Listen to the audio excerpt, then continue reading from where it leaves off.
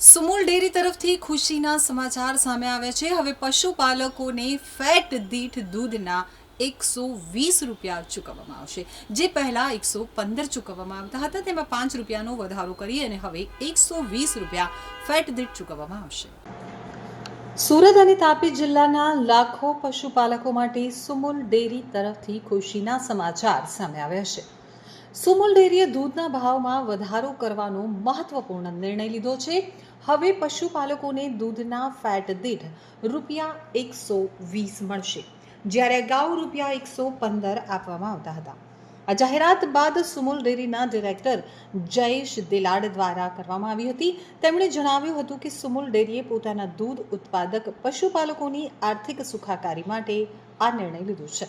Sumul dairy સાથે સંકળાયેલા સુરત અને તાપી જિલ્લાના આશરે 2.50 લાખ પશુપાલકોને લાભ થશે। સુમુલ ડેરીએ ભાવ વધારો કર્યો છે, જે પશુપાલકોને ₹400 કરોડના બોનસની જાહેરાત કરી છે, જેનાથી પશુપાલકોને મહત્વની આર્થિક રાહત મળશે। દૂધના ભાવમાં વધારાનો લાભ તાત્કાલિક ચૂકવાશે। સુમુલ ડેરીએ કહ્યું કે પશુપાલન એક ખર્ચાળ વ્યવસાય છે, તેથી પશુપાલકોની નફાકારકતા જાળવવી મહત્વપૂર્ણ છે। દર વર્ષે દૂધ ઉત્પાદકો માટે નવી યોજનાઓ અને સહાય યોજના અમલમાં મૂકી પશુપાલકોનો ઉત્કર્ષ સુનિશ્ચિત કરવાનો પ્રયાસ કરવામાં આવે છે। સુમુલ ડેરીના ડાયરેક્ટર જયેશ દિલાડે જણાવ્યું હતું કે સુમુલ ડેરીમાં 1200 મંડળી સાથે 2.5 લાખ પશુપાલકો જોડાયેલા છે। સુમુલના અહેવાલમાં વર્ષમાં કિલો પેટે 120 રૂપિયા જેટલું બોનસની જાહેરાત કરવામાં આવી છે, જેના કારણે 2.5 લાખ જેટલા પશુપાલકોને 400 કરોડ રૂપિયાથી પણ વધુની આમદની મળવાની છે। સુમુલ ડેરીએ છેલ્લા 5 વર્ષથી પશુપાલકોની ચિંતા કરી છે અને ખેડૂતોની આવક બમણી થાય તે દિશામાં સહકારી સુમુલ ડેરી મારફતે અમે કાર્યરત છીએ। આવનાર દિવસોમાં ખૂબ જ ઝડપથી પશુપાલકો માટે કાર્ય કરી રહી છે, જેના કારણે સુરત અને તાપી જિલ્લાના પશુપાલકોમાં આનંદ છે।